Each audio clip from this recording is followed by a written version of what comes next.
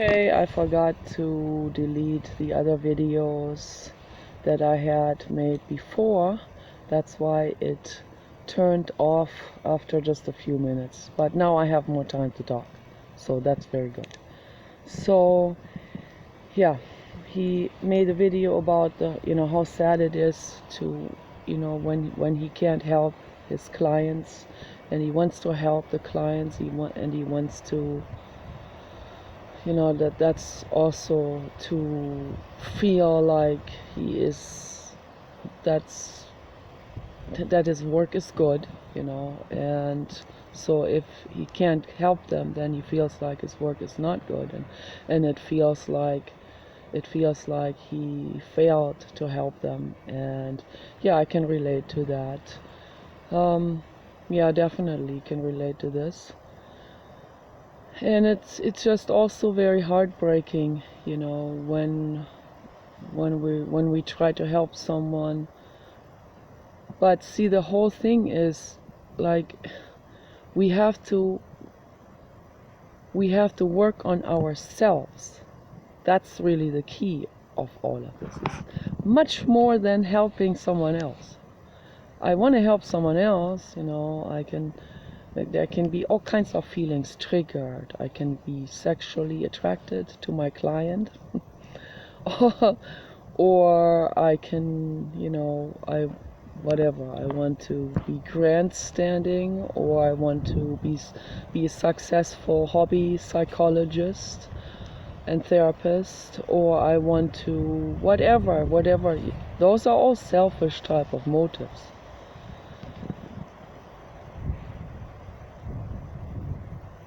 See, when we really dive into ourselves, and when we say, I have jealousy, and this is totally, it doesn't matter what the other people think or feel, or whether someone is, what is it that I feel in this moment? See, that's where we have to pay attention to. What is it that I feel in this moment? What does the hobby psychologist want? What do I want? What do I really want? What is it? When I signed the petition for the dogs in the laboratory in Texas, what I want is, I want to rescue all the dogs, and I want to make them feel loved. Okay. I feel like this about Zane too, So I really feel something for this being.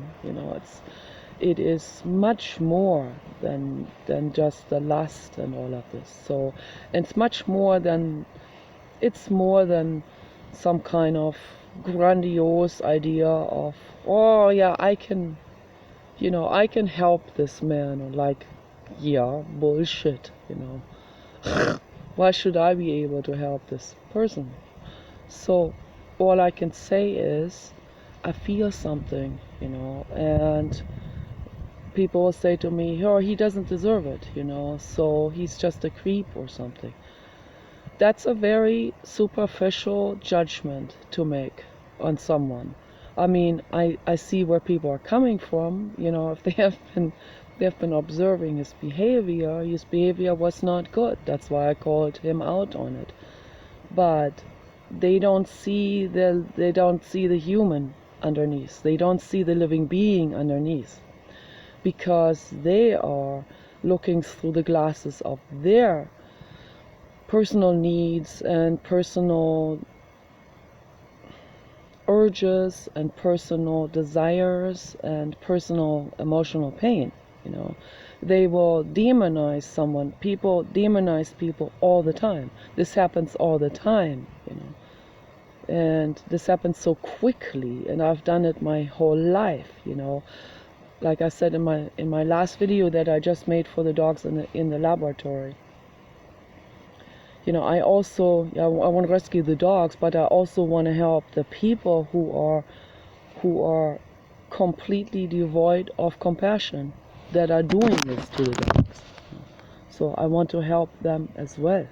I want to yank them out of their coldness, out of that prison mentality, out of that that abyss, or out of that the bleakness of their mental states. They are absolutely, they're in mental states. I don't even know how. They're in mental states of complete disconnect, and that's infinitely sad, and I want to point that out to them, and I want to show that to them. This is what's going on, when you look the other way, when you see the dogs suffer, throwing up 24 hours a day, and you go in and out of there cleaning or feeding, and you close the door, the dog wants you to pet him, and you just shake the dog off, and you walk out and close that kennel door again, and you're completely like, you're cut off from emotions, and you're numb like a zombie. So I want to point this out to people so that they can see it for the first time. They can actually see this situation more from a sky perspective, not in a way to horrify them, and not in a way to make them, to point out their flaws and say you're bad. That's why you're in that mental state in the first place, because people have been telling you terrible things about you, have been judging you, and your entire collective society has been telling you telling you terrible things that I don't even want to put into my mouth, So the only thing that I can put into my mouth is saying to you that you are precious, that you're precious living beings, your bodies, just like the dogs, like those Labradors and Golden Retrievers and Mastiffs that are in that university, each one separated from the other, sitting isolated, in solitary confinement, in one kennel alone, throwing up with saliva coming out of the mouth 24 hours a day, with stomach cramps and diarrhea, sitting in their own feces. They are just as equally infinitely precious living beings. Their cells, just like your body, like your cells are infinitely precious living beings, just like my body is, and the horse's body, and Paul's body, and Donald Trump's body, and we are all equally precious. Nobody is above the other one, okay? Nobody is trying to walk on you like a rug. Okay? You gotta get that BS out of your mind, okay? There is no agenda going on. The only agenda that's happening, it's greed based, because people are sick mentally, okay? They're not well. So, and there's a whole lot of those that acted out with greed. They have some kind of golden hand, that's genetic also. I don't have that golden hand. There are people that are I had a friend, she died from cancer. It's so infinitely sad. The only thing that she could do was, the more emotional pain she had, her boyfriend leaving her and all of this, the worse it got. So that showed me the greed. That's an ability, it's a genetic disposition, but she uses that to escape away from pain. If she didn't have the emotional pain, she wouldn't feel the need to escape into the greed. She was a multi-millionaire, okay, and she was she was a tightwad. She lived like someone who has no money at all. Never bought herself any. She didn't even buy herself a car. Couldn't even do that. So she took things from her friends, like they would give her something. They felt bad for her. She didn't have a sweater, so they gave her a sweater. All of her clothes were from friends or from thrift stores, and she had millions and millions of dollars. That's why she didn't get the California health care from Jerry Brown. So because she had just had too much money, they have to declare what they have. They have to disclose their bank information and all of this. And then she said to us, well, I just have a little bit too much. Just as much as you have, Like, no, no, not at all, okay? Because Paul is eligible, okay? He gets the help, okay? Because we do not have that much money. We do not even have $1 million, okay? So, but she had millions of dollars, and she didn't want anyone to know, but someone else told me. And there's another woman, the grant writer for the local environmental stewardship group.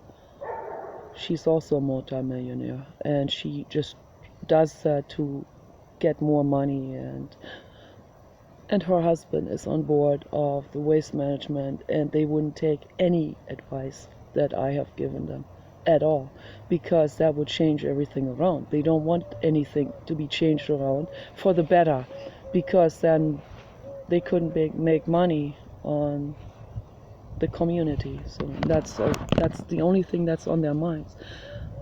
Those are the people that you think are running on you like a rug, but they only see their own financial gain. That's not some kind of extermination agenda or something, So I'm trying to help. I'm trying to give people reality, reality check, fact check on stuff, okay?